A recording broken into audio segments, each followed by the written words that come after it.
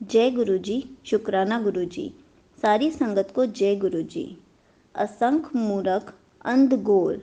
जब इंसान बोलता है केवल मुंह से बोलता है, पर बोलना क्या है उसके बारे में बिल्कुल नहीं सोचता। मुंह से खाता तो है, पर खाने का क्या है, पर खाना क्या है इसका पता नहीं। मुंह से स्वाद तो चखता है, पर चखा क्या है ये पता नहीं। अब जो बिना सोचे समझे कार्य करे उसे मूर्ख कहा जाता है। तो जहाँ इस कुदरत में बहुत जीव धर्मी हैं, जब करने वाले तब करने वाले, पर असंख्य जीव ऐसे हैं जो मूर्ख हैं। कितने मूर्ख अंध घोर भाव। वह इतने अंधकार में जी रहे हैं कि किसी और की तो क्या, उन्हें अपने आप की भी खबर नहीं। उनका जीवन घोर अंधकार में व्यतीत हो रहा है। और कमाल की बात तो ये है कि वो घोर अंधकार में जी रहे हैं और उन्हें यही अंधकार पसंद आना शुरू हो जाता है, क्योंकि और भी जीव इस अंधकार में जी रहे होते हैं। असंख्य चोर हरामखोर, अर्थात किसी के हक को छीन कर खाने वाला, किसी के पैसों को, किसी की ज़मीन को, किसी की नौकरी को, इज्जत को लूटने वाला। संगत जी, जब चोरी की बात आती है तो शायद ही ऐसा कोई जीव हो जिसने कभी कोई चोरी ना की हो। चोरी छोटी हो या बड़ी हो, पर हमें एहसास दुख तब होता है जब कोई सेम हमारी चोरी करता है। दूसरी बात, इंसान चोरी करता क्यों है?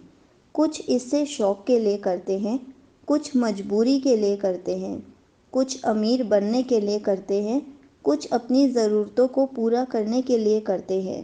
पर इसके पीछे जो विकार काम करता है वो लोभ और चालाकी। लेकिन जो मन संतोष से भरा होता है वो भूल कर भी चोरी नहीं करता। वो सब्र से काम लेता है, और सब्र करने वालों को एक ना एक दिन उनकी मंजिल मिल ही जाती है। आजकल हमारे अंदर संतोष की, पेशेंस की बहुत कमी है। जिसके मन में संतोष नहीं वो कभी भी अपने जीवन का मज़ा नहीं ले सकता। कुदरत में असंख्य लोग हैं जो चोरी करके खाते हैं। वो हराम का खाने वाले हैं, दूसरों का माल चुरा कर खाते हैं। चोरी, हरामखोरी, किसी अपने का माल खाना बहुत ही गलत बात है। किसी अपने का हक छीन कर बैठना बहुत ही गलत है। असंख्य अमर कर्जा जोर। अमर का यहाँ अर्थ है हुक्म। हुक्म शब्द बहुत प्यारा है, लेकिन जहाँ पर हुक्म को ज़ोर से मिलाया जाए, डरा कर मनाया जाए, वहाँ पर हुक्म नहीं अत्याचार कहा जाता है। आजकल तो बच्चों को स्कूल में डराया धमकाया जाता है, और बड़े होकर जो नौकरी कर रहे हैं उन्हें भी वहाँ पर बड़े ऑफिसर्स के द्वारा डराया जाता है, मजबूर किया जाता है। ऐसे इंसान जो ज़बरदस्ती हुक्म मनवाते हैं वो इंसान हो ही नहीं सकते। वो भीतर से डरे हुए, भीतर से शैतान हैं। वो अज्ञान और अहंकार से भरे हुए हैं। जब किसी के पास प्रेम ना हो, दया ना हो, फिर वो नफ़रत से या फिर डरा धमका कर हुक्म मनवाते हैं। ऐसे लोग हैं जो जगत पर अत्याचार कर रहे हैं। जो अत्याचार करके जाता है तो लोग भी उसे अत्याचारी के नाम से याद करते हैं। और अगर अपने लोगों के दिलों पर राज करना है तो प्रेम करना सीखो, दूसरों की बात को मानना सीखो। जब कोई सवाल पूछता है तो उसका जवाब देना सीखो। अगर जवाब नहीं पता तो माफ़ी मांगना सीखो। कोई आगे पढ़ रहा है तो खुश होना सीखो। ऐसे हमें जीना है, ऐसे हमें राज करना है। डरा धमका कर जुल्म नहीं करना है। असंख्य गलवड़ हत्या कमा। और यहाँ केवल जोर या हुक्म चलाने वाले ही नहीं, और भी ऐसे लोग हैं जिन्होंने हज़ारों लाखों लोगों के कत्ल किए हैं। संगत जी, खुद सोचकर देखिए वो कैसे इंसान होंगे कि जिन्होंने ऐसे कत्ल किए, जुल्म किए, गलों को काटा। और ये आजकल भी हो रहा है। ऐसे मन हैं जिनमें ना दया है, ना गुण है, ना प्रेम है। इसलिए गुरु साहिब बार बार फरमाते हैं कि अपने अंदर गुण पैदा करो। यदि गुणों को ना संभाला प्रभु गुणों को ना जाना तो अनगुणों से अपने आप को भरते चले जाओगे। संगत जी, कत्ल सिर्फ बाहर से नहीं, मनों से भी होता है। हमें कभी भी ऐसे कर्म नहीं करने चाहिए कि लोगों के मनों का कत्ल हो, भावनाओं का कत्ल हो। असंख्य पापी पाप करी जा। जहाँ एक तरफ ज्ञान का सागर बह रहा है, वहीं कई नदियाँ और समुद्र किनारों से बिछड़कर नालों में बह गई हैं, भाव सागर से दूर हो गई हैं और अपना जीवन गंध से भर लिया है, पाप से भर लिया है। पाप क्या होता है? अगर इसे सीधे शब्दों में बताओ तो जो काम धर्म के उलट जाकर किया जाए। जैसे कोई बच्चा अपने माँ बाप को घर से निकाल दे तो कहते हैं इसने कितना बड़ा पाप किया है जो घर से घर वालों को निकाल दिया। जब हम प्रभु नियम को तोड़ें, सत्य से विपरीत चले और विकारों से भरा जीवन जिए तो हम पापी बन जाते हैं। और ये पाप मन से तभी दूर होता है जब मन को प्रभु गुणों की पावन वाणी का स्नान कराया जाए। निरंकार की कुदरत में असंख्य पापी हैं जो इस संसार से पाप कमा कर चले जाते हैं। असंख्य कुड़ियार कूड़े फिरा। कूड़ का भाव है झूठ। असंख्य जीव ऐसे हैं जो सिर्फ झूठ ही झूठ बोलते हैं। संगत जी, हम सब चाहते हैं कि हमसे कोई झूठ ना बोले। हम सबका एक मनपसंद डायलॉग भी है, मुझे झूठे लोग बिल्कुल पसंद नहीं। पर हम कितना ही झूठ बोल लें, हमें ये तो पता ही नहीं हम अपने आप के बहुत ही अच्छे वकील होते हैं कि कोई जब हमसे पूछे क्या सच में झूठ नहीं बोलना चाहिए, तो हम कहते हैं थोड़ा बहुत तो झूठ चलता है। झूठ नहीं बोलेंगे तो व्यापार कैसे चलेगा? संगत जी, आपने देखा होगा जो अच्छे होते हैं वो बहुत कम बोलते हैं। जब भी बोलेंगे धर्म ही बोलेंगे। पर झूठ बोलने वालों के पास बहुत कुछ होता है। क्यों होता है? क्योंकि एक झूठ छुपाने के लिए हजारों झूठ बोलने पड़ते हैं। सबसे मुश्किल काम है कि हर एक झूठ को याद भी रखना पड़ता है, जिससे हमारे मन पर बुरा असर पड़ता है। इसलिए गुरबानी में हर बार आता है कि सच बोलें। सच बोलने से मन शांत रहता है। सच से ये हो सकता है कि रिश्ता टूट जाए, पर आगे चलकर आपकी इज्जत बढ़ेगी, आपका कद बढ़ेगा और किरदार और ऊंचा हो जाएगा। सच से दूर होने का मतलब है अपने आप से दूर होना, रब से दूर होना। असंख्य मलेश मल भख खा, अर्थात मैले विचार, गंदा सुनना, गंदा खाना, मन की खुराक ही मैली बन जाती है। संगत जी, जिसका सुनना बोलना सब मैला हो जाए, गंदा हो जाए, सोचो उसका मन कैसे साफ हो सकता है?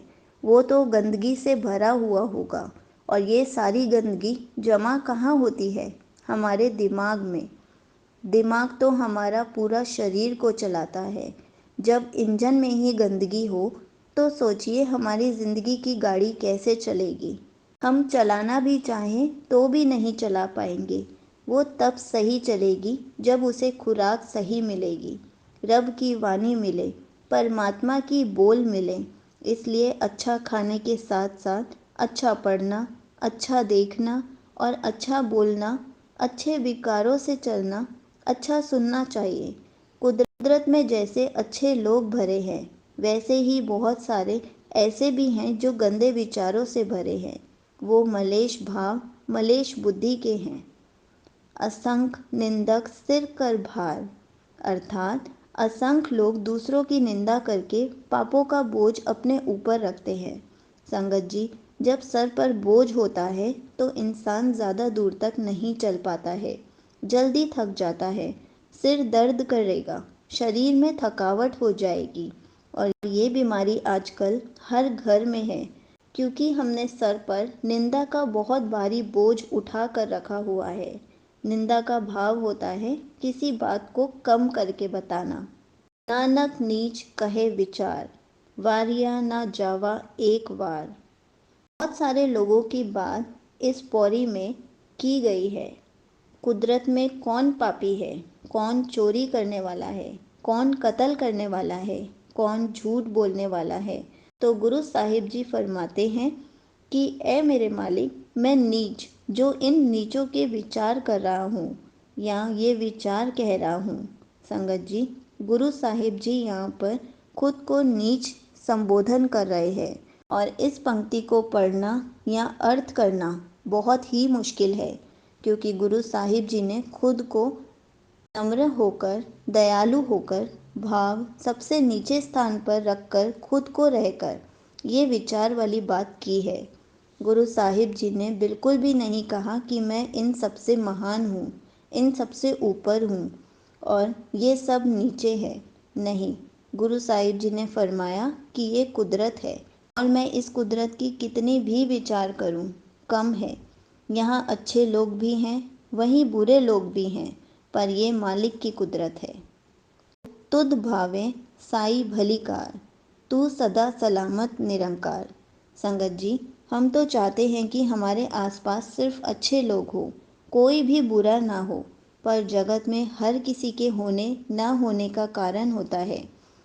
उस कारण को चाहे हम नहीं जानते, पर परमात्मा तो सब जानते हैं। इसलिए जो कार्य भला लगे वही श्रेष्ठ है और उसी के हुक्म में रहना अच्छा है। संगत जी, ये बात समझनी बहुत ज़रूरी है कि जब कोई हमारे साथ बुरा है तो हमने अपना अच्छापन नहीं छोड़ना है। हम अक्सर देखते हैं कि वो बुरा है तो हम एकदम से तैयार हो जाते हैं कि यदि तू बुरा है तो मैं तेरे से ज़्यादा बुरा हूँ। नहीं, ऐसा बिल्कुल नहीं करना है। जब वो बुराई नहीं छोड़ता तो हम भी अपनी अच्छाई कैसे छोड़ सकते हैं। बुरे से भी बहुत कुछ सीख सकते हैं। गुरबानी में तो निंदा करने वाले को भी मित्र कहा गया है, क्योंकि वो भी हमें बहुत कुछ सिखाकर ही जाता है। कोई हमसे जितना भी बुरा करता है, पर हमें अच्छाई नहीं छोड़नी है। हमें प्रेम करते रहना है, अच्छे बने रहना है। गुरु साहिब जी फरमाते हैं, ऐ मेरे निरंकार, जो तुझे अच्छा लगता है वही कार्य श्रेष्ठ है, जो तेरे हुक्म में है मुझे तो उसी में जीना है, उसी में जीना अच्छा लगता है। हे निरंकार, हे पारे ब्रह्मा, तू सदा शाश्वत रूप है, तू सदा सलामत रहे, तू सदा ही रहने वाला है। मैं ऐसे छोटे छोटे शब्द हिंदी मीनिंग के साथ वीडियो बनाकर डालूंगी। ये एक ओंकार शब्द का पार्ट 19 था। पार्ट 20 के लिए नेक्स्ट वीडियो के लिए वेट कीजिए। जय गुरु जी, शुक्राना गुरु जी।